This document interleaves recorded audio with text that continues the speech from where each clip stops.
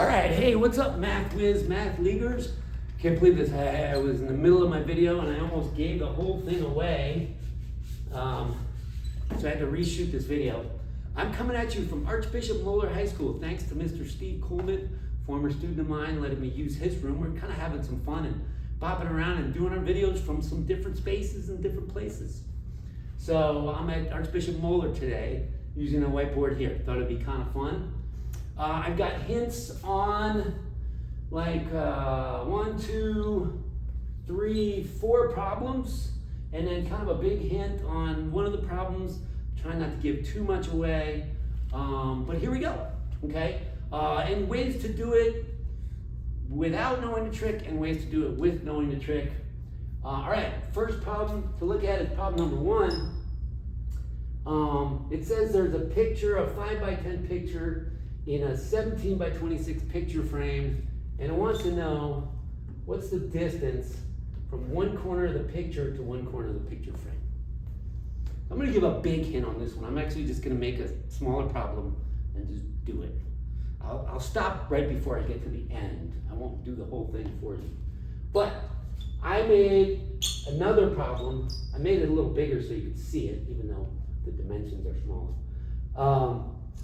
Where it was a 9x14 picture frame, 9x14 picture frame, and a 3x6 picture. So what I did is I said, look, if it says that the picture is centered, so think of it like this. If this is 3 here, and this whole thing is 9, then this plus this has to be 6, and since it's centered, it has to be split. So this is 3, this is 3. We already know this is 3, okay? If this is 14, and it says the picture is centered, okay, and if this is 6, then these two have to add up to 8, and they have to be the same, so this is 4 and this is 4, okay? Now, that means that this distance is 4, this distance is 3. Your old Pythagorean theorem, a squared plus b squared equals c squared.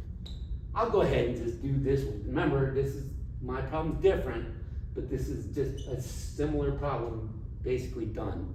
All right, so if we take this triangle and say that that distance from corner to corner is the hypotenuse of a right triangle, then we could say a is 3, 3 squared plus 4 squared equals c squared. Okay, love the Pythagorean theorem. 9 and 16 is 25. What number squared is 25? C equals 5, but I also encourage you, know your Pythagorean triples. 3, 4, 5. 5, 12, 13. 8, 15, 17. Okay? There you go.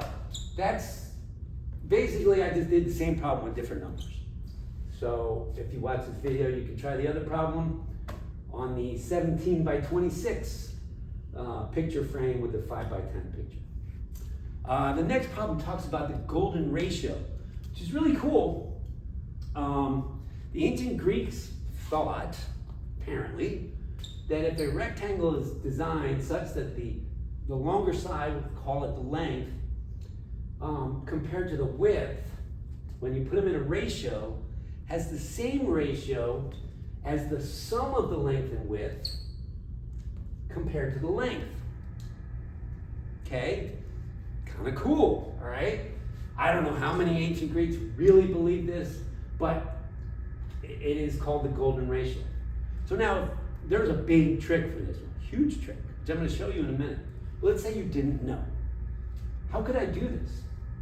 Well, I said in my problem that the width is 13, so you got to figure out the length. It's not 17, all right? I said you could just guess and check.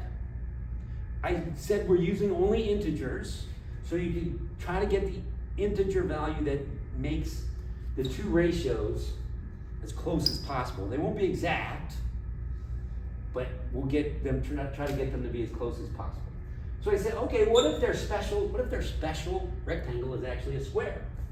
Big hint, a square is a type of rectangle. So let's pretend, it says try. Pretend the length is 13. It's not really longer, but let's say it's 13. So by this formula, 13 plus 13 is 26 over 13 is 2. And then if the length is 13 and the width is 13, 13 over 13 is 1. 2 is not equal to 1. They're pretty far apart. 2 is double 1. So let's try another number. Let's jump up to like 17, just for the heck of it. Okay? 17 plus 13 is 30 over 17 is about 1.76.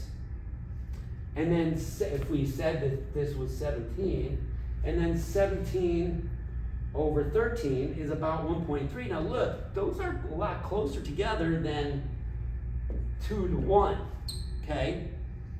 So we got closer when we jumped up to 17. Maybe we'll try 18, 19. You could literally just plug numbers in until you get them like exactly as close as possible, and then if you go too far, they'll start getting farther apart again.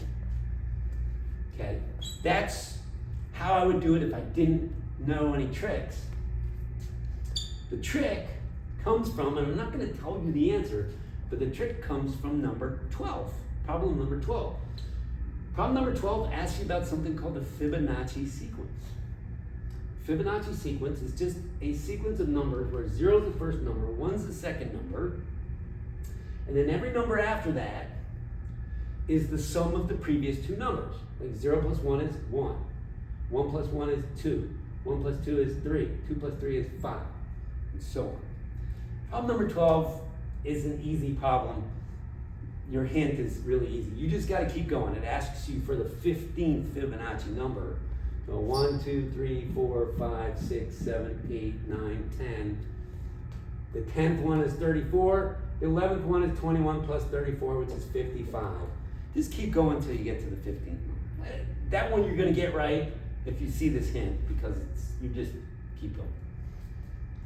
What does this have to do with that? I don't know, but I mean, I'm trying not to give it away. But it's about ratios. Maybe you could learn something about ratios. Maybe you could test some ratios out here. I'm not going to give you the answer, but it's a key to doing that problem super easy. Okay? Number 6. My big hint, number 6 is a percentage comparison. It says you took a rectangle and you increased the width and decreased the length, or vice versa, whatever, and I wanted to know the total percent change in the area. You know how to find area. Base times height, length times width, whatever you want to call it. Okay? My hint is that a square is a type of rectangle.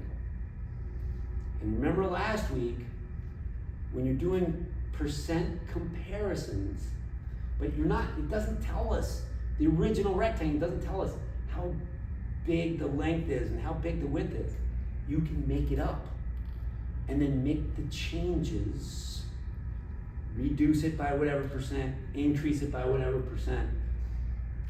And if you use the correct numbers, the easiest, I mean, it'll work for any numbers, but if you use the easiest numbers, it'll be a really easy problem. So that's a quick hint and a huge hint. I'm going to stop short there and not finish the problem. And then number 10 is if you have like a grid, it says a 2x5 grid, how many rectangles can you make?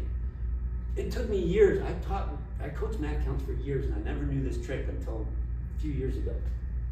Okay, but this is a lot. You have to say, okay, there's little rectangles, there's bigger rectangles, there's, like that kind of rectangle. It makes it hard, okay? Hard to see them and count them all. So what I did is I made a smaller one here, okay?